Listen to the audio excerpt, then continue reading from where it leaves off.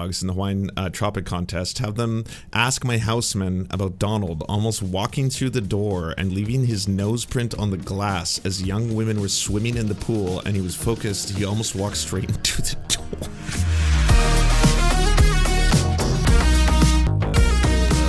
Routine where he says this is a series of food SNAP recipients receive that he's going to feast on.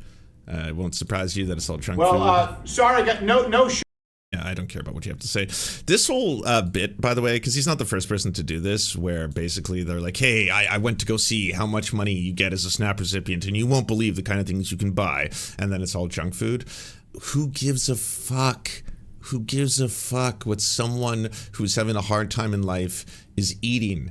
Would I prefer if everybody ate healthier food, you know, if they had access to fresh produce? Yes, of course. That's just because I want everyone to be healthy and happy. But, like, again, if you're going to try and vilify poor folk and then just be like, apparently SNAP recipients can still get soda. Yeah, they can get Coca-Cola, Pepsi, you name it. That shit's bad for you. Okay? Do you drink it? Like, and if you do, who cares? They can also get Kool-Aid. Yeah, on their SNAP benefits. What should they be able to buy? Rice and beans? And then that's it? And then everything else not? They're not allowed to have a tasty treat? I don't understand. Well, I mean, they can also get cereal. You see here, there's some chips. So, yeah, look at that.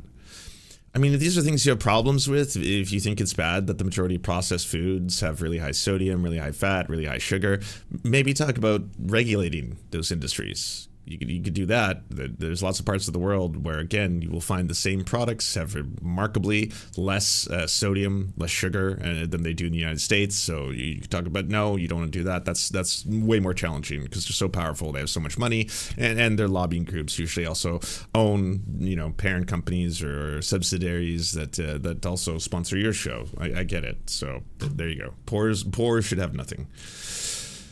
Hey, let's pause that conversation to get back to this breaking news we just teased. Just moments ago, the House Oversight Committee released never-before-seen emails from Jeffrey Epstein's estate, which include correspondence between Epstein and his longtime co-conspirator, Ghislaine Maxwell, currently incarcerated on sex trafficking charges.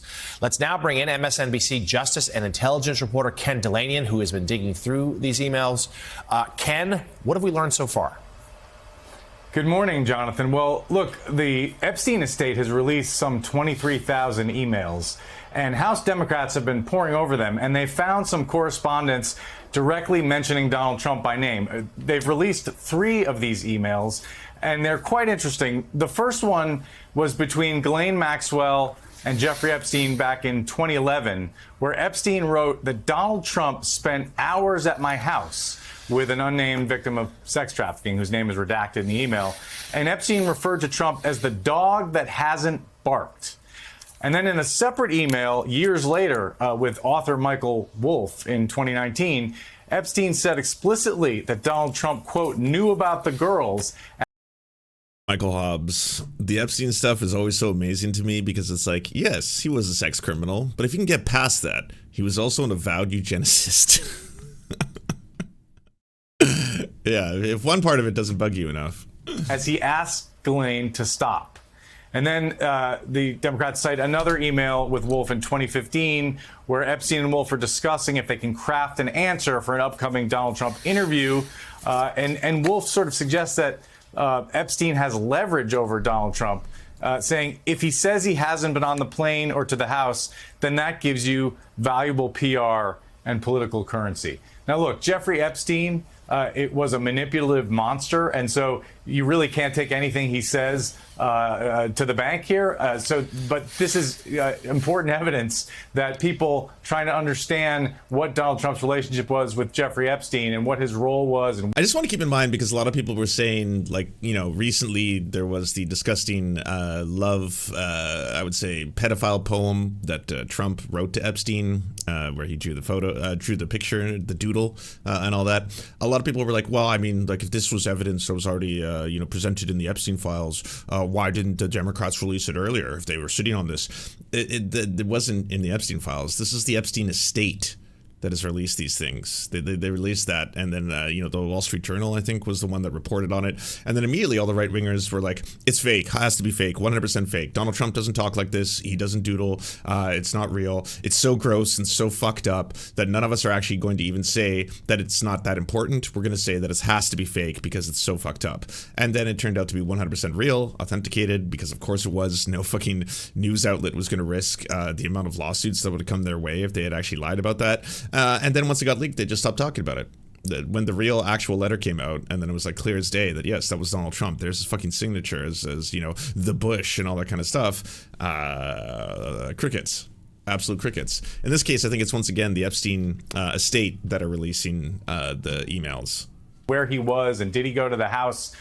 This is important evidence that fills in some blanks on that picture. The Democrats believe there are more to come from these emails that have been released by the Epstein estate, John. And we should note our friend Joyce Vance notes on Twitter just now, which she's also pouring through these emails, that one of them dates from 2011 when Epstein would have had really little incentive to lie, and it's well before Trump's political career, of course.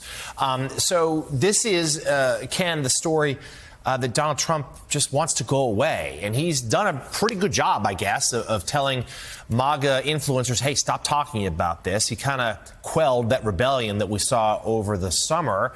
There's a real belief that Speaker Johnson sent the House home when he did, in part to not talk about Epstein and not swear in that Arizona Congresswoman-elect who is going to provide the decisive vote. So a couple of things here. I know you're still going through the emails, but this is, and we expect Johnson to do that swearing in later today. There's going to be more to come, right? And we should note Trump has long since challenged the credibility of Michael Wolff on other matters, but we'll see. He's getting these emails from Epstein, too. What else should we expect, not just potentially from these emails, but from what new material may still be coming?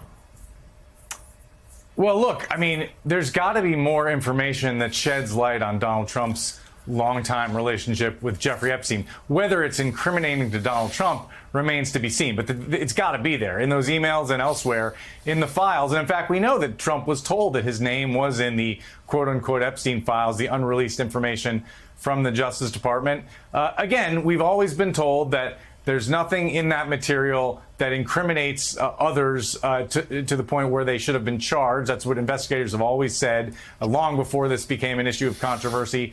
But you're absolutely right. As a political matter, it's just so interesting because the MAGA world has long believed that there's a conspiracy to cover up what happened with Jeffrey Epstein. Well, now the people who have control of the material is the Trump administration. And so, but yet the MAGA folks have not turned their fire on Donald Trump personally. They've been very mad at Pam Bondi and Kash Patel, the FBI director, for what they consider inaction in not releasing these files. And so far, the Justice Department's position is we're not releasing anything more.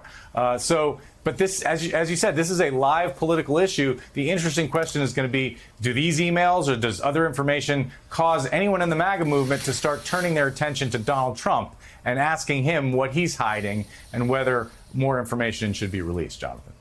MSNBC. So weird. Representative Nancy Mace, I am so sick of the fake news focusing on Trump and not the Epstein victims.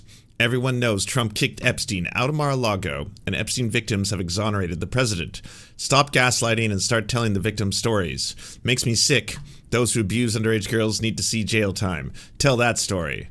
All right, here is one of the survivors of Jeffrey Epstein. You met Donald Trump, is it right, through Ghislaine Maxwell? I did, yes, and I met him on several occasions.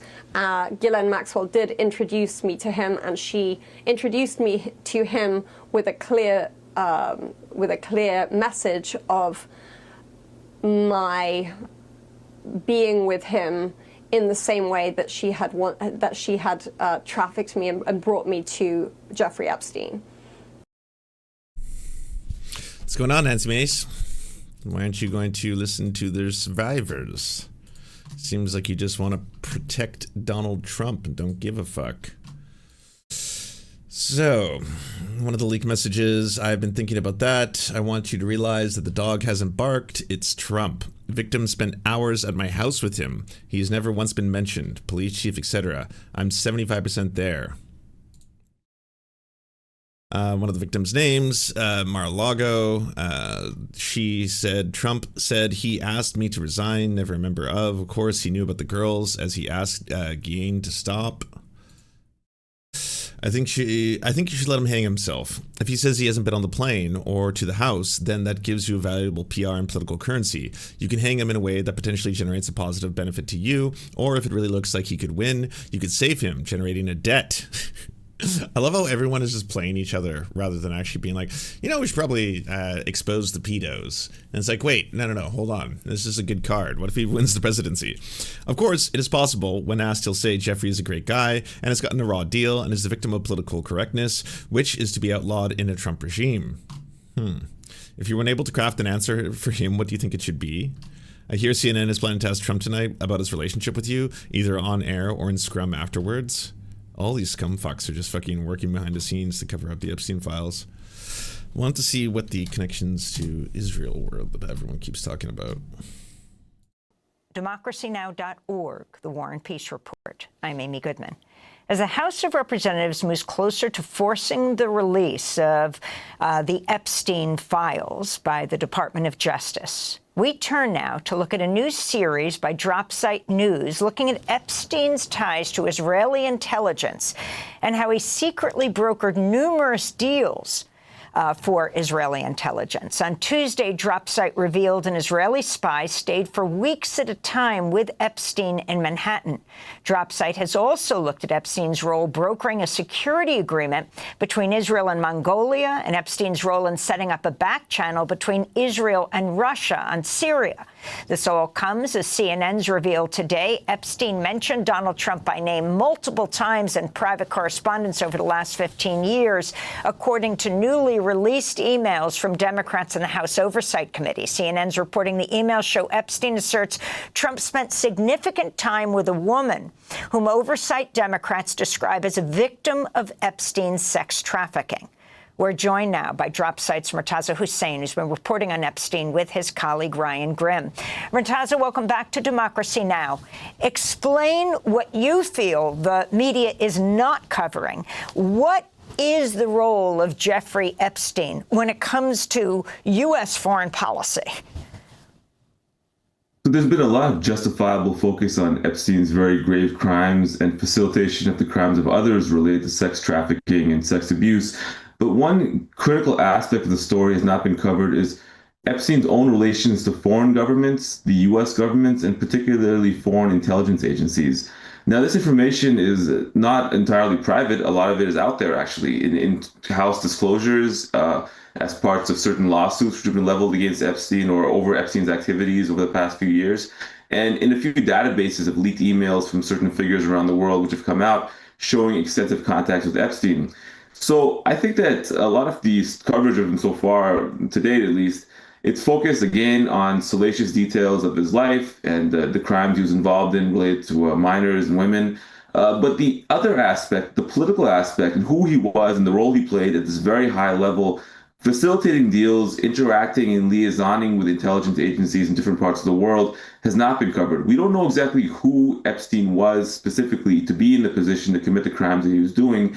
And our story is aiming to focus and shedding light upon one particular aspect, which is Epstein's extensive relationship with Israeli intelligence, U.S. intelligence, and the intelligence agencies of other countries as well, too. He was a deal maker and a fixer at a very, very elite level. And he was making deals that were ultimately wound up, in some cases, being signed as formal security agreements between the government of Israel. So it's all not conspiracy nonsense. I think the problem is that the people who are obsessed with Jeffrey Epstein and have been for a very long time on the right, including like Alex Jones, Ian Carroll, etc., they are conspiracy nonsense batshittery of the highest degree.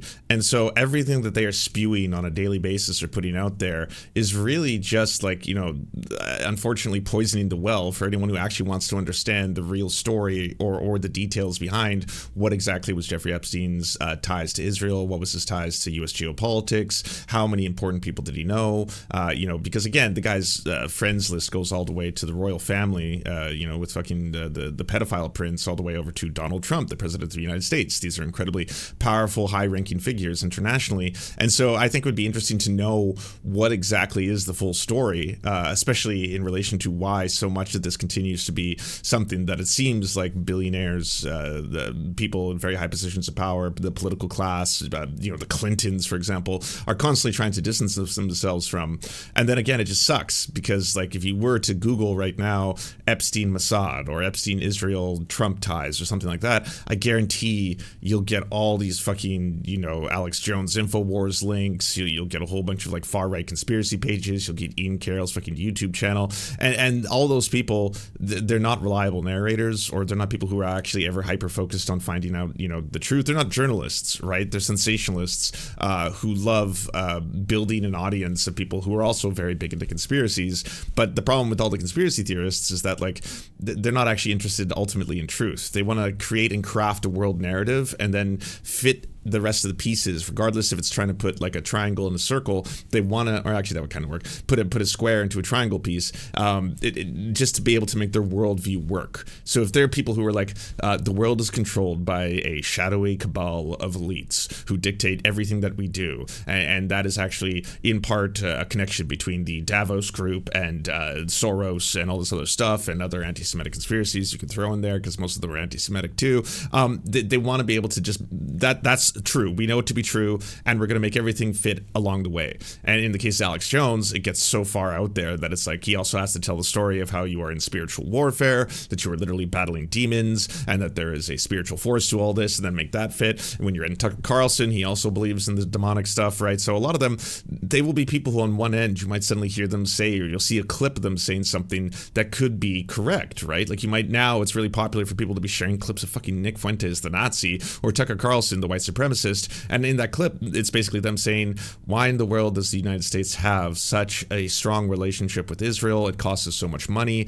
They are constantly causing all these wars and war crimes and human misery. Why do we keep doing that? And you're like, oh, okay, so they actually care about this. No, they don't care because they care about Palestinians. They don't care because they're anti-imperialist or because they don't like nationalism or they don't like the U.S. fucking up the entire planet. They don't care about the global south or what the United States does there. They don't care about Africa or what the United States or countries in Europe do there. They don't care about that. They're actually for Western hegemony. They are pro that. They are Western chauvinists. They are, a lot of them are, I'm America first, I'm a nationalist, that kind of stuff. But at the same time, they suck up so much of people who might otherwise be curious in those political corners of the internet and ruin the ability for anyone to actually learn about that kind of stuff, because you also have to learn about that from Alex Jones and drink methylene blue.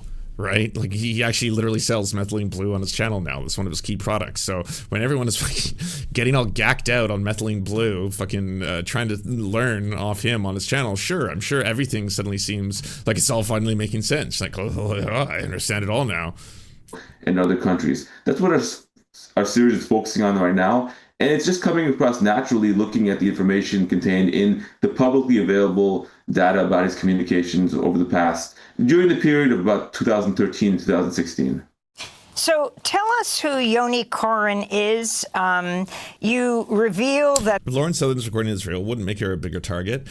Lauren Southern, I think, like a lot of the other people in the Tenet scandal who aren't Lauren Chen probably has the most to worry about because she organized everything. She's the person who had direct contacts with the organization or the people representing the organization in Russia.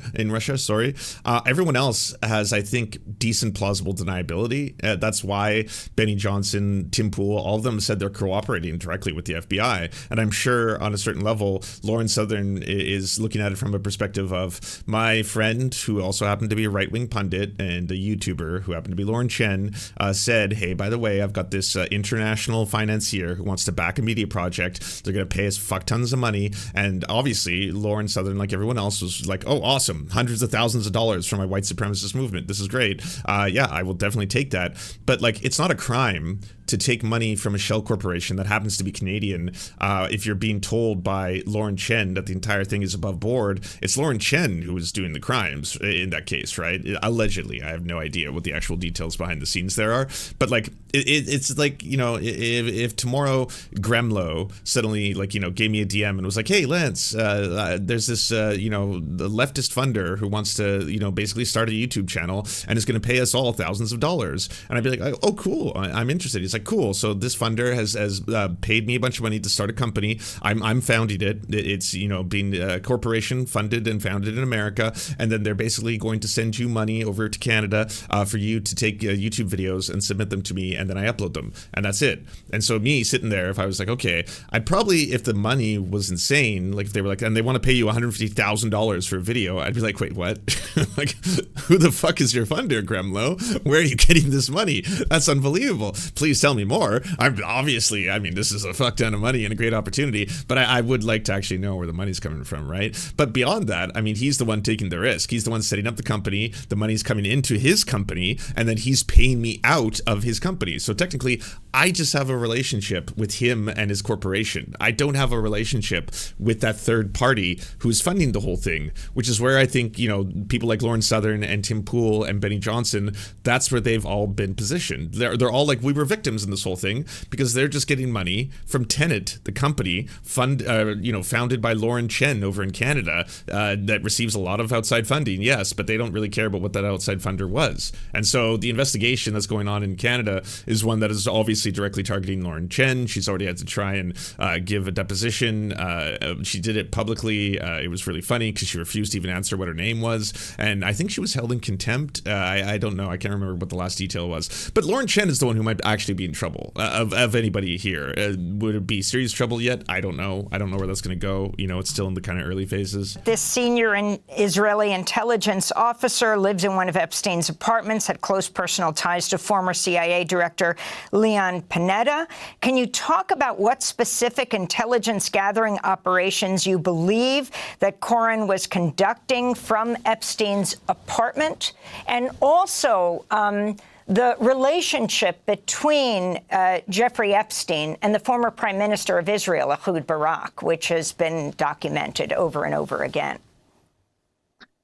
So a lot of the information we have now coming out about these intelligence ties do come from private correspondence between Barak and Epstein, which were leaked by hackers some years ago and posted online, but have never really been analyzed in great detail, but shed profound light on Epstein's ties, not just to Barak, but officials all over the world and foreign governments in Africa and Central Asia and Europe and Russia, whom he was helping connect Barak with.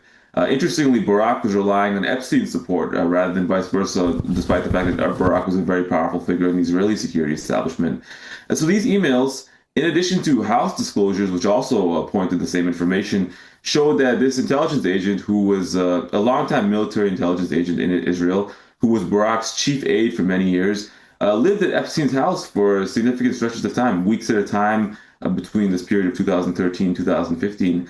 He was staying in Epstein's house. We don't know specifically from the communications what they may have been working on or what his role may have been there, or the reason he was staying at his house. Barak would also stay at his house sometimes to hold meetings and to do business in New York. That was facilitated by that.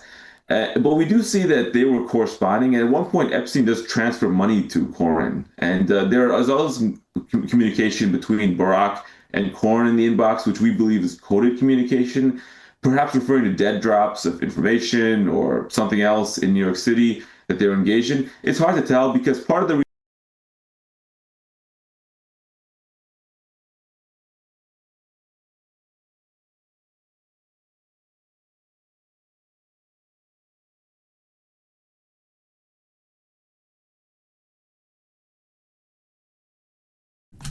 totally forgot I was muted. What I was trying to say is that this is the part of the story that's all true. Like all of this is actually true. These are real things that happened. These are real leaked emails, and that was a real meeting, and he did stay at Epstein's house. That part's all true. The shitty part is that we don't exactly know what information was passing between the two people, and that's where the conspiracy theorists try to fill in the gap with the nonsense. That's where they can be like, well, was Epstein selling Israel government secrets? Was he getting government secrets from high-ranking officials in the United States, from Bill Clinton, for example? And did he take the secrets from Bill Clinton and then sell them directly to officials in Israel, where they would actually learn all this dirt that they could be using to blackmail us and things like that? Like no one knows. That information isn't out there yet. Like that's why, like, don't get me wrong, I'm sure it's fascinating and interesting and maybe even incriminating the amount of stuff that was being exchanged between high-ranking officials in Israel and Jeffrey Epstein, as well as the fact that Jeffrey Epstein, again, was very good friends with a lot of top-tier American officials, from Bill Clinton to the Donald Trump, and again, members of the royal family like Prince Andrew. But we don't know the answer to that yet. So that's why it gets to that certain point, and then all of a sudden the conspiracy theorists fill in the rest. And that's honestly the biggest problem with the right-wing conspiracy theorists, because they just go directly into the anti-Semitism aspect of it, when this shouldn't just be directly focused on just Jewish people, for example. This is a sovereign government. Israel is a sovereign, it's a national power that has a deep and close ties with the United States. You can take the entire Jewish people control the world, Jewish people control media shit out of that. No, it's billionaires who control the world. It's multinational corporations. Like they are the ones who influence their own governments to be able to do the things that they want to do. That's how the world works. This has nothing to do with one direct, specific group that these racists want to try and tie the whole thing towards. But it is, I think, fascinating to learn how deep the entire connections between Jeffrey Epstein and other, powerful government figures went. And introducing him to powerful people in these countries. We're going to cover more of those in the weeks and months to come. And telling them that Barack, through his connections with the Israeli intelligence and Israeli intelligence-linked surveillance technology firms especially, could help introduce them to these countries, embed them, and then later sign formal deals with Israel. We did a story about this, how it manifested in Cote d'Ivoire, also Mongolia. In this tie with Russia, it's very fascinating because Epstein was the one who's arranging a back channel. Another one just leaked. This one's worse than the other ones. Now everyone coming to me thinking I have juicy info on you and Trump because of this. Quote, I've known Jeff for 15 years, terrific guy. Trump booms from the speakerphone. He's a lot of fun to be with. It is even said that he likes beautiful women as much as I do, and many of them are on the younger side, no doubt about it. Jeffrey enjoys the social life. Read the Uz feed, read my airplane logs in the Hawaiian Tropic contest. Have them ask my houseman about Donald almost walking through the door and leaving his nose print on the glass as young women were swimming in the pool, and he was focused. He almost walked straight into the door. He's such a pedophile. Oh my God. That's so fucked up. How many of these do you need? Between Barack and Putin to discuss this deal to remove Bashar al-Assad and replace him with putatively, pro-Russian dictator who Israel was also okay with. That didn't come to pass. But I think that the interactions show a tremendous access that Epstein enjoyed, not just to Israeli officials or U.S. officials, but also to Russian officials. He had the ability to get meetings with Putin. He met with Putin himself on numerous occasions, according to his own correspondence. And, that is something that, how did that come about? What was the background behind that? We don't know. But we do know that at the very least... Yeah, I know. He's like a Looney Tunes-ass pedophile. Just like straight up, like almost smashing through glass windows just to stare at like underage women. Epstein was somebody who considered himself to have the ability to access high-level Russian officials. He claimed in the emails, as I mentioned, that he met Putin or Putin asked to meet him. That's Epstein's own depiction of the interaction. But he did absolutely have the juice to get Barack in the room with Putin. And the funny thing is that Barack had to rely on Epstein for that, to create that back channel. It shows the tremendous influence and power that Epstein had, which does not really... we have not had a full accounting of that. That has not been accounted for in our public understanding of this case. We hope to shed more light on that in our own reporting, but we need the government, we need other news outlets to pay attention to this and put together the pieces of who Epstein was and the role he played as an international deal maker. This happened over the course of the last couple of years in Gaza and, of course, in Israel since the appalling events of October the 7th. And as I say, everything that has happened since that ceasefire, of course, still just about in the main holding, brokered by, among others, the Trump administration. And as a result... What are you talking about? This headline in the BBC just yesterday. Israel has destroyed more than 1,500 buildings in Gaza since the ceasefire. Like, does this word mean anything anymore? Ceasefire? Honestly, they've also apparently killed over 200 Palestinians since the ceasefire. Some of the soldiers who've been involved in that war talking for the first time to journalists, one of whom is Ben Zan, the award-winning filmmaker, journalist, director of Breaking Ranks Inside Israel's War, which releases on ITV tomorrow. Ben, thanks so much for coming in to talk to us. Tell us about this documentary and who you've been speaking to.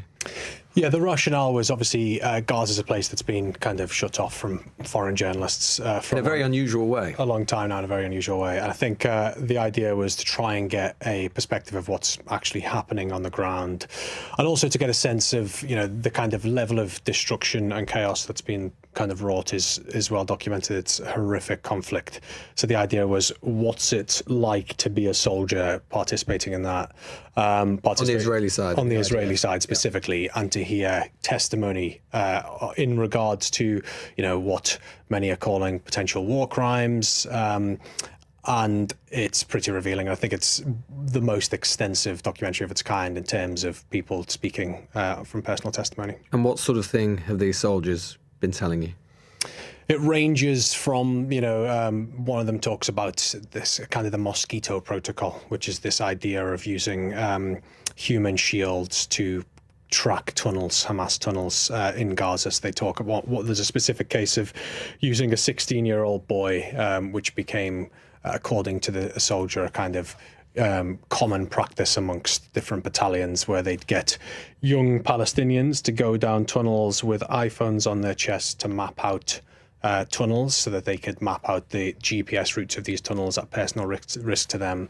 The level of destruction, so the kind of domicide, is very well documented. That one, which I saw on The Guardian the other day, I was like, it's all projection, right? Like, all the excuses you always hear when it's like used to justify the bombing of a children's hospital or an orphanage or something like that. It's like, well, yeah, I mean, it had to happen because at the end of the day, Hamas is using human shields. And so, it's unfortunate. We didn't want to have to level the entire fucking hospital, but I mean, they were using human shields. So what can you do? We had to get to the Hamas. And it's like, it seems like this is an actual practice that is being done by the IDF. It even has its own code word.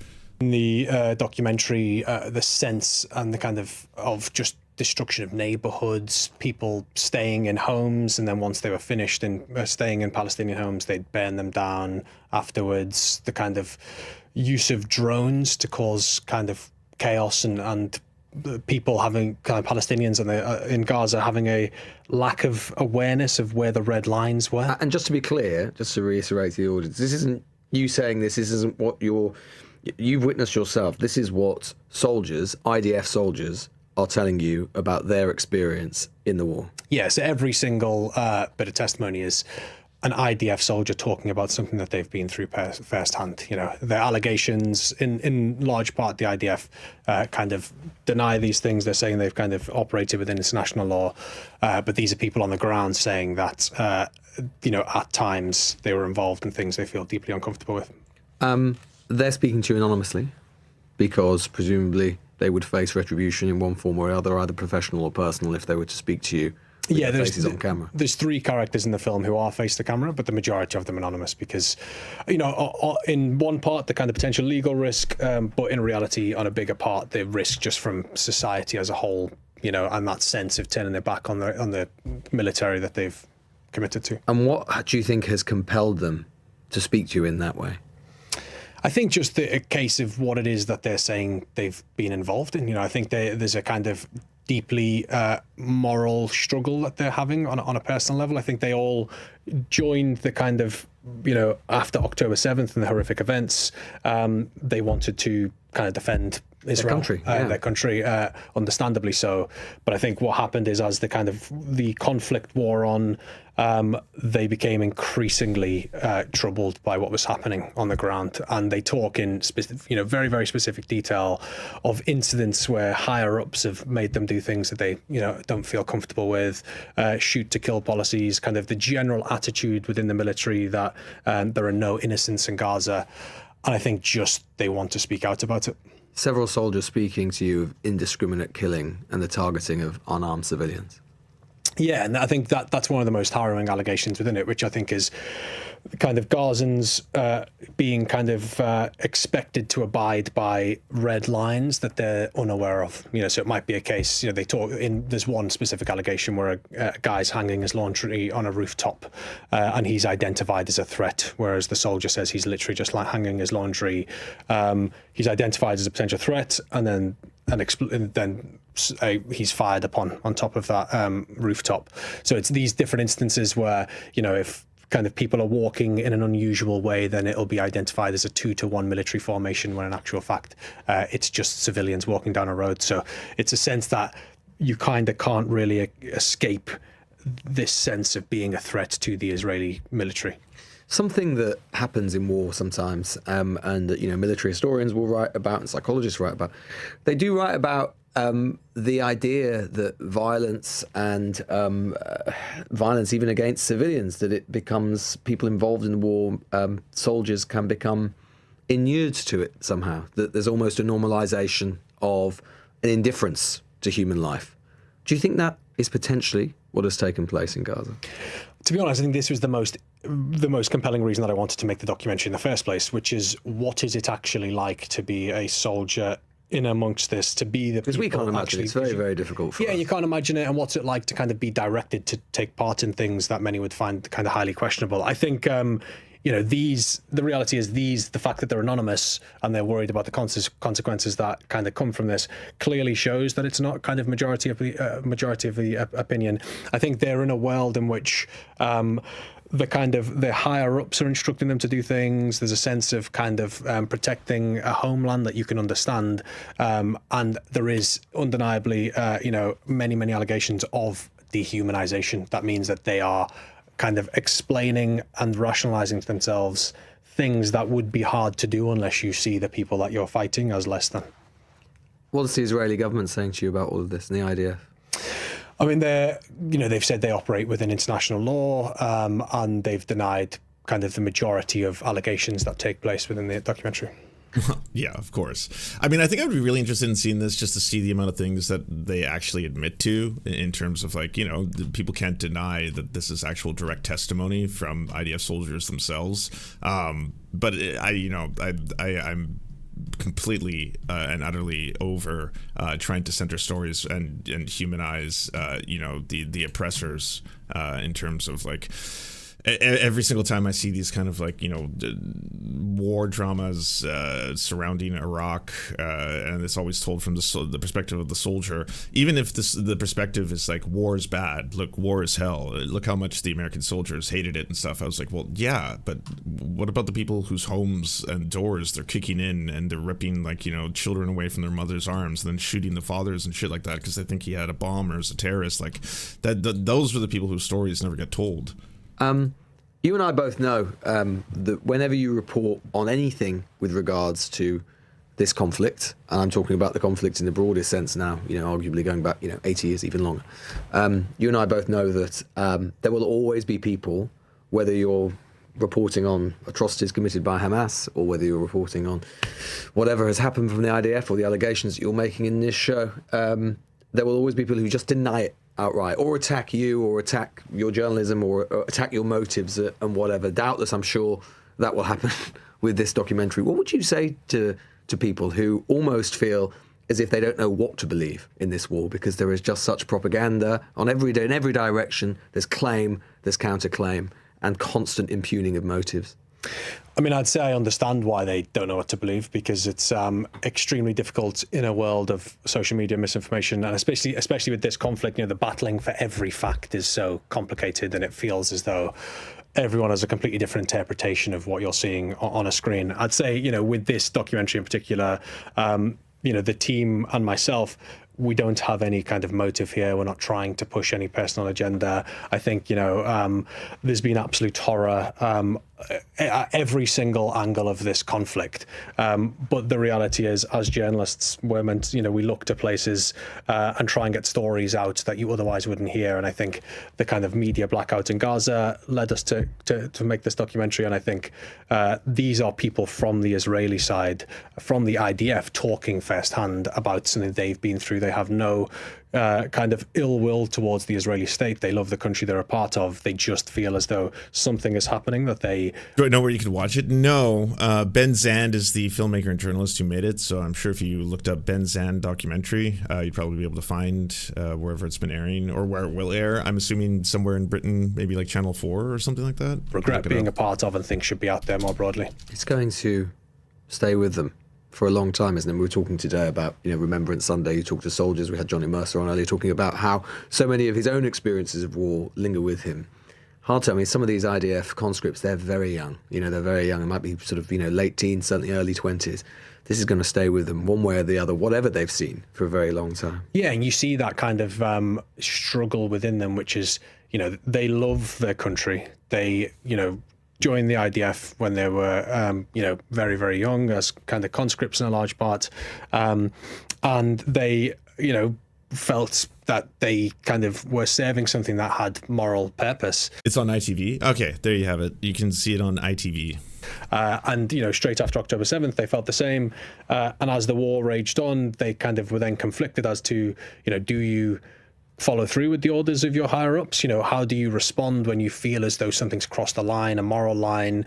Can you speak out when those around you are telling you what you're doing is right? So I think, yeah, it's a major moral quandary for them. And all of them now speak of that sense of shame or regret they feel having participated in these actions and not actually knowing what you do next. Sounds off. Thank you so much to our patrons for making this show possible. We could not fund it without you. And if you want to join, please check out patreon.com/theserfs to unlock bonus episodes, uncensored content, and all the good stuff. Thanks to Anna Loves Riley, Addercap, Bobby Lasers, Cheryl Alvarez, Comrade Junkie, Doug Caddy, Everything Important, Hegbard Salim, Multimondi, Omni, Political Papi, Preston Kroll, Quiet One 85, Riley and Anna, Roller Dragon, Cernicus, Stellar Gwyn, Sebastian Demmel, Tigwick, and Words Greenwood.